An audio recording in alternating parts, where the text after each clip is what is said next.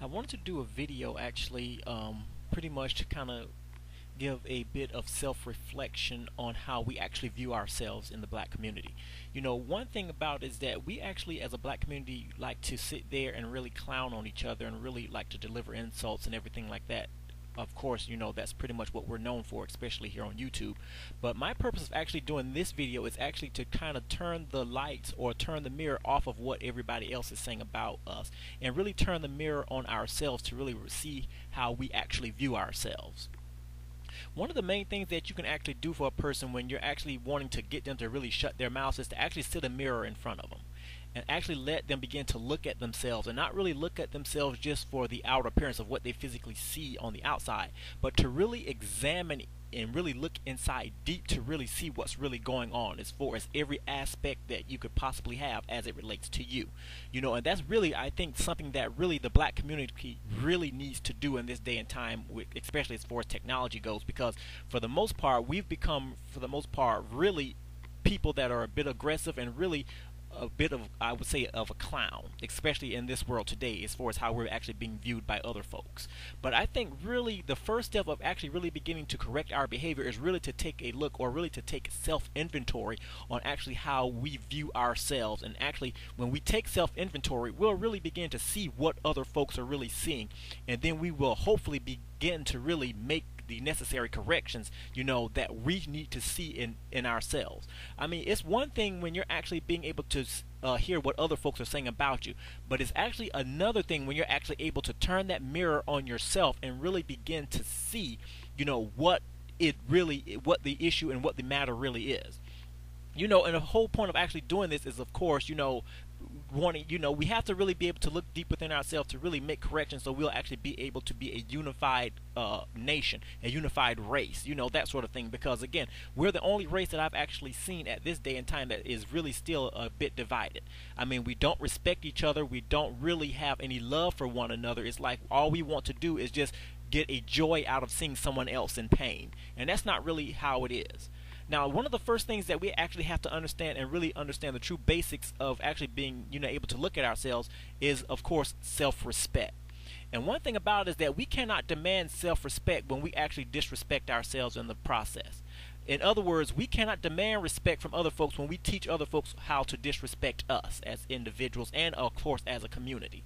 And we don't actually really lend any type of help in that matter when we go around and behave in ways and really put ourselves out there to be talked about, to be ridiculed, and everything else. I mean, because again, that's pretty much our hallmark. That's what we've been known for, especially in this day and time.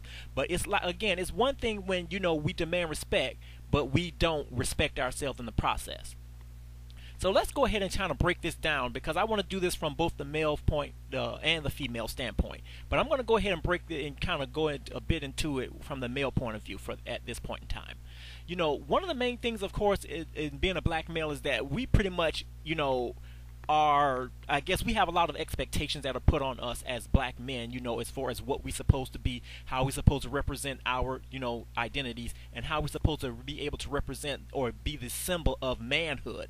And of course, we look at that and we laugh at it because we know for the most part it doesn't exist these days, especially with everything that's going on with the transformation of the black man. But see, one thing about it is that I would think that in this day and time that we would actually learn from the issues that society has put us in and that we've put ourselves in, and really try to become better people. But I think in this day and time, the main thing that we're actually obsessed with is the outer appearance and how we actually look to the opposite race, or to black females and maybe every other female from that standpoint. The main thing that most black men are actually in this day and time concerned with, in my opinion, which is their looks. I mean, looks are important, but it's not the only thing that we actually have that's going for us. We have intellect, but we don't even want that to show. We have common sense. We don't even want to use that. But see, one thing about it, that the only thing that we're actually wanting to show America is that we have muscles and everything else, and that because of that, we can go out and run the world. One thing that we fail to understand is that even though we may have the physique and everything else that goes along with it, that does not mean that we have the inner pride or the inner respect that we need so other races can respect us as black men. And see, that's, I think, one of the main things and one of the main issues that black men actually have these days, as far as, how we view ourselves. We don't, for the most part, we look at ourselves as actually in the pure physical. And that really is the number one part right there. That's the problem. When we begin to look at ourselves in a more, and know that we actually are more than what our physical, attributes are, I think that it would be a lot better, and we would be a lot more respected in, how America views us and how other races views us as well. Another thing that I think that is a complete shame on how we actually behave as black men is of course fashion. How many times have we actually heard on the news and really actually understood and really see pretty much what the value of materialism really does to us as black men? I've actually heard, and read on many type of through tabloids, internet, streams or whatever, or even on Facebook sometimes, where you would see people getting killed over shoes. I mean, and it's ridiculous, because we've let ourselves get into that mind frame of thinking that who we are is based on what we wear. And see, that is the most asinine way to think of yourself. But yet still, you have a lot of people that really sit there and really value themselves based on their outerwear, their footwear, what type of clothes they wear, that sort of thing. And it's that type of mentality that, when left unchecked, can lead to lethal and deadly results. As we see a lot of people, sitting up there, going and plotting and wanting to be able to take the next person out because they have the next pair of Jordans, and they're trying to sit there. I mean, it's like, out of everything else that you could put your energy into, you're going to sit there and clown and hate on someone just because they may be able to afford that. But in and of itself, I mean, I'm not going to sit there, and this is just me talking personally, I'm not going to sit there and actually spend money on something, $100 or anything over $100 on a pair of shoes. I mean, and the sad part about it, I may not even wear them maybe but one or two times, and the time that I wear them, it's like to impress someone. And I'm like, why is it that we as black men actually fall into that way of thinking? Instead of you actually using that money to actually put food in the house, to pay a bill or something like that, that is useful and more productive, you're sitting out there trying to buy, the attention and the affection of someone else. Black folks, for the most part, are the only folks that I've seen that actually will sit there and actually get into $1,000 or a luxury car, but yet still don't have a dime in their pocket. They're living in the ghetto, so to speak, or whatever. They're all about trying to impress someone. And I don't understand why us as black men are like that, in the first place. I don't know if it's because of, our self-esteem on how we really feel about ourselves, the need of us actually really wanting to always be the center of attention, to be the object of someone else's affection. I don't know. But see, it's that type of mentality that I think that is really causing us to really lose sight of who we are, and actually, and in the process of us losing sight of how we are, it kind of taints us on how we treat other folks. At this point in society, I mean, we black men, we really need a lot of help in actually how we actually relate to one another, how we relate to black women, how we relate to other people, because for the most part, we choose, we are, as I stated many times before, we're actually able to be transformed into anything that society wants us to be, all because we lost respect for ourselves in the process. And I say that to say this: you have a lot of them, and again, this gender war that's going on, where black men are against black women, and for the most part, a lot of them, a lot of the reasons why this is because, first of all, it could be outlined in the reasons that I stated above, just being, stupid in how you represent yourself. And again, you also have sometimes where they may jump the fence and maybe turn the other way, meaning that they are, homosexuals and stuff like that, and for the most part, it's like, again, we're going into, looking at what we are becoming. And again, and if you look at it, in today's world now, and nowadays, homosexuality is synonymous with black men. I mean, nobody can explain why. A lot of people have their own theories, regarding the down low, phenomenon, cheating and all this other type of stuff, experimentation, but we have a lot of them, that are turning that way. And of course, the reason why they're turning that way is, of course, because of the role models that happen to be in the entertainment industry, like Beyonce, Lady Gaga, and all these other type of people, who pretty much support that sort of lifestyle. But again, for those, if you're not supporting that sort of lifestyle, and all of that it entails, the next thing that the black man wants to imitate is, of course, the thug image, where you can go out there and, be able to pimp women, strut your muscles and all this other type of stuff, people know that you're the man. And see, one thing about it that they don't understand, society laughs at these type of people. Yeah, they may be on the tail end of making all this money, again, something that we most black men want to make a lot of, and we do need it in this day and time, don't get me wrong. But at the end part of it, after they get through making all of that music that disrespects themselves, their communities, who they are, society laughs at them. I mean, it's like black men will sell their very soul just for the sake of actually earning a dollar. And it's a shame that we do that, because again, it lets America know how we see ourselves. We don't have nothing else better to do with ourselves but to sit there and degrade. And see, when you degrade black women and all this other stuff, you're doing nothing more than degrading yourself, because again, we are supposed to be one. And see, again, we've lost that art. We've forgotten who we are. We've forgotten our place in society. And all we're trying to do now is like we're lost. We're lost, and we're going every which way the wind blows just because society says this is the way to go. But see, we're starting to lose our way of thinking. We are starting to lose our way of how we treat ourselves, how we treat our bodies. Again, and as we know, thuggism leads to what? Prison time and all this other type of stuff. It's a sad thing, but for every black child that's born, there's a jailhouse being constructed somewhere in the United States where at some point in time they are betting that before this person dies or leave this world, they're going to come and visit the jailhouse. They're going to be sentenced. They're going to commit some sort of crime. And it's a sad thing, when you're living in a society that actually puts those odds against you.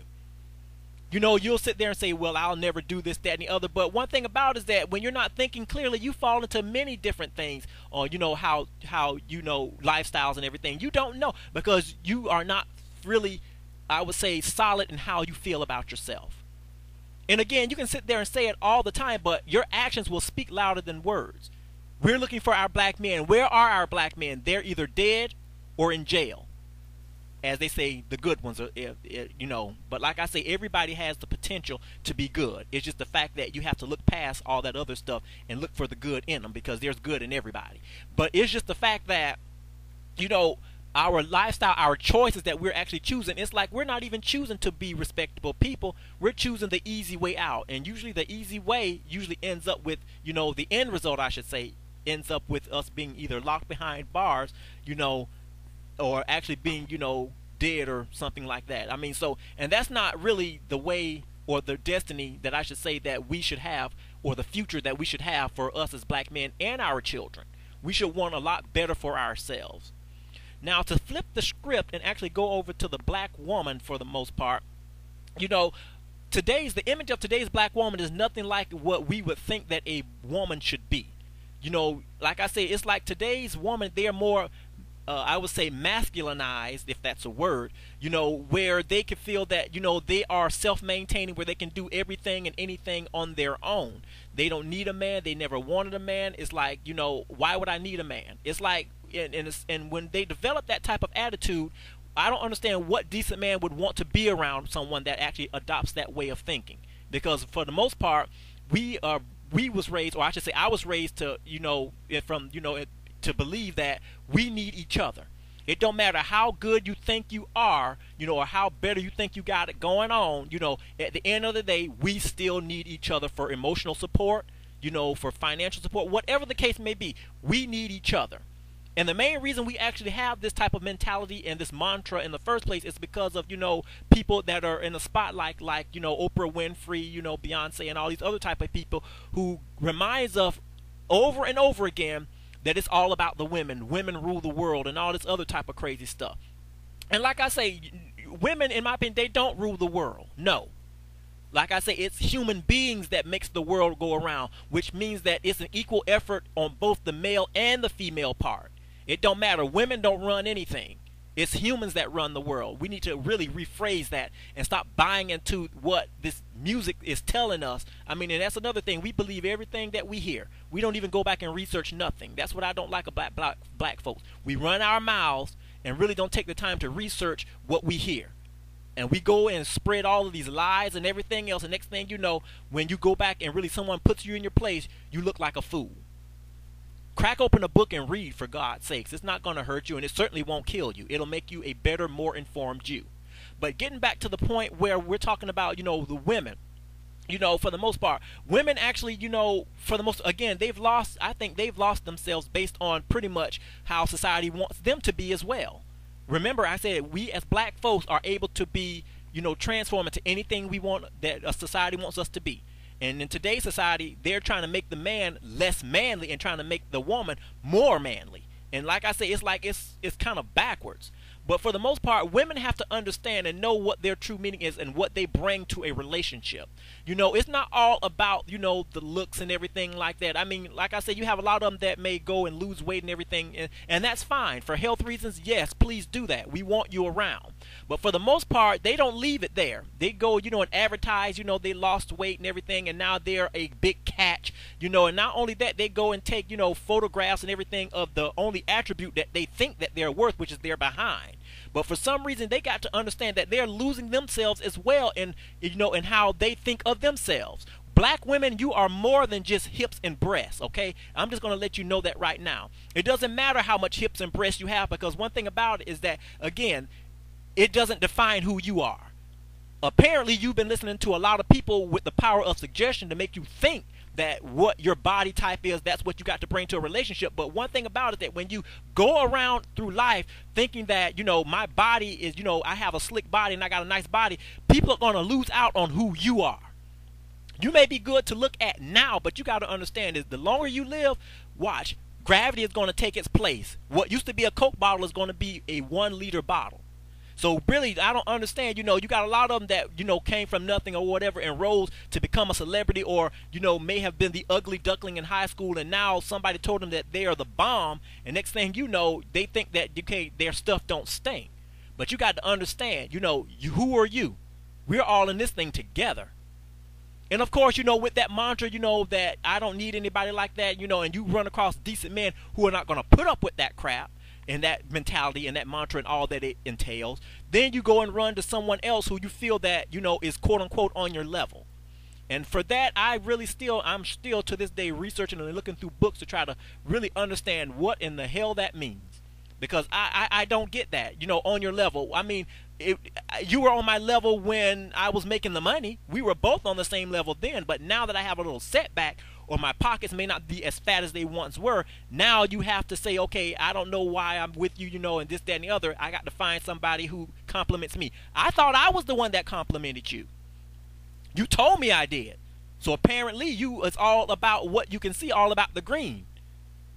So now you figure that, okay, that you can do better. You go right ahead and do better.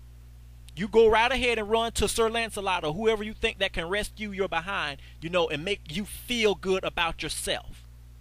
See, that's the one thing about black women. That's the reason why I think a lot of them put up this false front that, they have it all and stuff like that. It's because they're trying to put up a barrier and try to put like some sort of wall so they won't have to really look and see what is really before them. And I really think that is truly the case when you're talking about all of this hairstyles and all this weave and everything else that goes on. One thing about it is that, like I say, it's okay to want to look good and everything like that. I mean, there's nothing wrong with that. But one thing about it is that do it for the right reason. Don't do it because you want to sit there and try to impress somebody. Just like with black men in fashion, if you want to look good, fine, go and look good. But make sure that you're doing it for the right reason, because one thing about it is that you worked for that money. And the one thing about it is you're buying something that compliments you. Nobody else has to like it but you.